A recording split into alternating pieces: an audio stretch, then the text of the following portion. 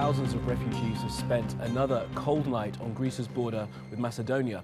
People have been stranded at a transit camp for more than 10 days after Balkan states increased the restrictions on who is allowed to enter their countries. But hundreds of refugees continue to arrive daily.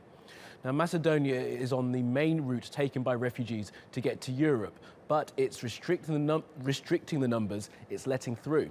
Almost 10,000 people are waiting at the border, and they're becoming more and more angry.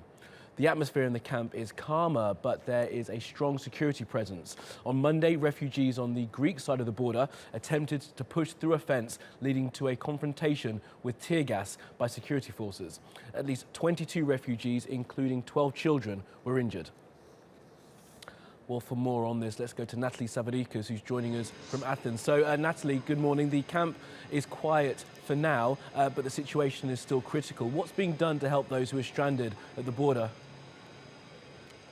Well, the Greek authorities, after the scenes of chaos and desperation that unfolded yesterday, have been desperately trying to take and usher the refugees and migrants to various camps spread out throughout the country. But of course, these are filling very, very fast. So they've set up makeshift tents and other accommodation centers, whether in Athens, as the central squares of a city here are filling. So they're trying to usher them into those different sort of makeshift and temporary accommodations, but that can't last for very long. The Prime Minister is calling on party leaders to have an emergency meeting on Friday to assess the situation and deal with it on a national front, because Greece won't be able to cope for much longer. We're seeing an influx of migrants and refugees from the islands to Athens, Paris, for example. This morning already we had over 1,000 arrivals at the port.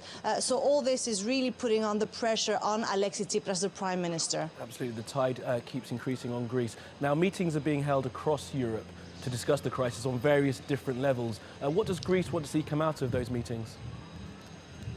Well, I think crucial to all of this is a European solution and not an ad hoc decision from each country on how to deal with this crisis. And once that goes through, Greece will, I think, eventually feel the pressure increasingly, being alleviated off its shoulders.